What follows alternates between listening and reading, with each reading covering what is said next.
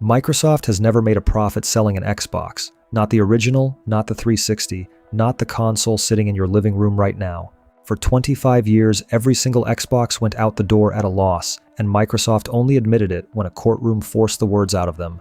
The original Xbox alone burned somewhere between $4 and $7 billion before they killed it off early. And here's the part nobody wants to sit with. Almost any other company on Earth would have died doing that. Microsoft didn't, because it could afford to lose money in a way no real gaming company ever could. To understand how Xbox got here, you have to understand the money. Microsoft isn't a gaming company that happens to be rich. It's one of the richest companies on the planet that happens to own a gaming division, and for years it treated that division like a bottomless checking account. Back in 2019, the head of Xbox Game Studios, Matt Booty, sent an internal email to the Xbox finance chief that only became public years later when it surfaced as evidence in the FTC trial. In it, Booty floated the idea that Microsoft was in a unique position to, in his words, go spend Sony out of business. He argued it'd be worth losing $2 or $3 billion up front to stop a rival from locking up the future of the industry. And whether or not that was ever the official plan, look at what came next. Microsoft bought Bethesda for $7.5 billion, and then it bought Activision Blizzard for nearly $69 billion. That's more than $76 billion on acquisitions alone, spent by a division that, by Microsoft's own admission during the Activision proceedings, had already lost the console war. The war chest was real. The only question left was whether all that money could actually buy a win. So what did $76 billion in studios plus $20 billion more on games, platform, and hardware over just 5 years actually buy? Not the win. By 2026, Sony had sold more than 93 million PlayStation 5s, while Xbox had sold around 35 million Series X and S consoles. That's almost 3 PlayStations for every single Xbox, and that gap has widened every year of this generation. The spending didn't close it. It didn't even slow it down. And here's where it gets worse, because all that money didn't just fail to win the war, it failed to hold the line. Over those same 5 years, while Microsoft poured $20 billion into the division, Xbox's annual revenue actually fell by nearly $500 million. They spent more and earned less.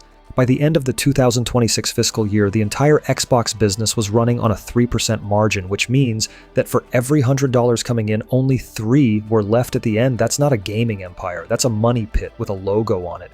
And the strangest part is that none of this was even supposed to matter, because Microsoft believed it had a plan that would make consoles irrelevant. That plan was Game Pass. The pitch was simple and, on paper, brilliant. Instead of selling you a $60 or $70 game, Microsoft would charge a monthly fee and hand you a whole library, with every first-party title landing on the service the day it launched. The press called it the Netflix of gaming, and the idea was that subscriptions would eventually turn the console itself into an afterthought. And to be fair, as a subscription service, it works. Phil Spencer has said Game Pass is profitable, and the subscriber base has climbed into the tens of millions. But here's the problem the pitch never accounted for. When your biggest games show up free on a service the day they release, a lot of people simply stop buying them.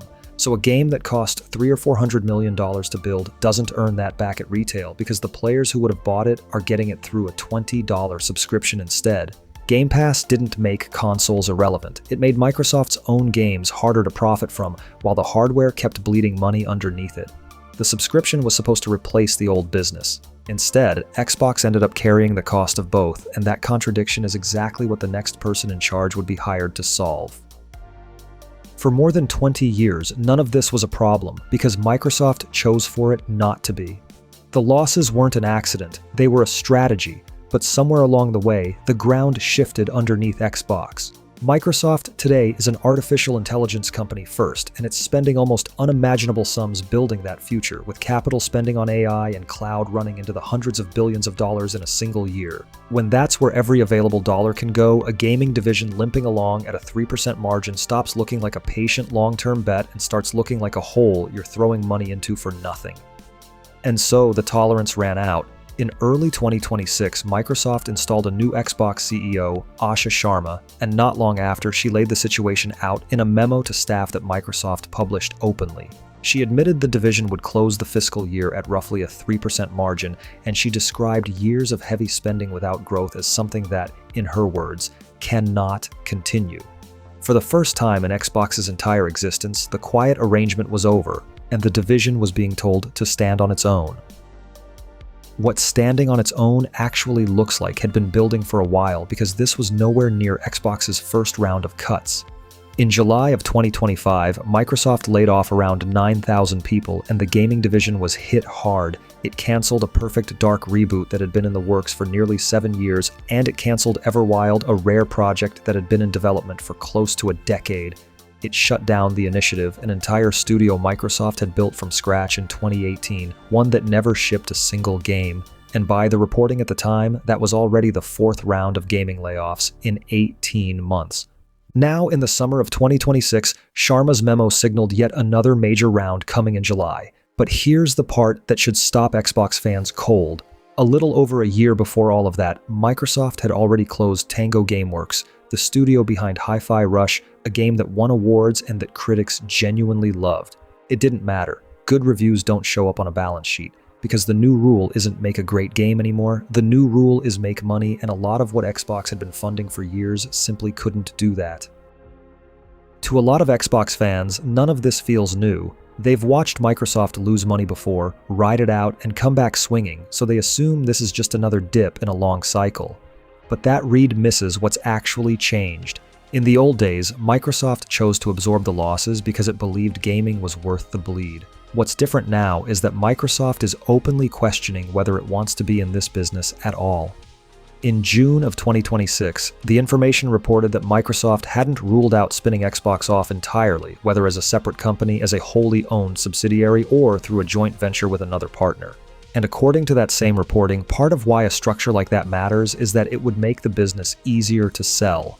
No decision is imminent, and Microsoft has confirmed nothing, but sit with what's even being discussed. You don't spend 20 years insisting a business is core to your future and then start sketching out the structures that would make it simple to hand off unless something fundamental has shifted in how you see it.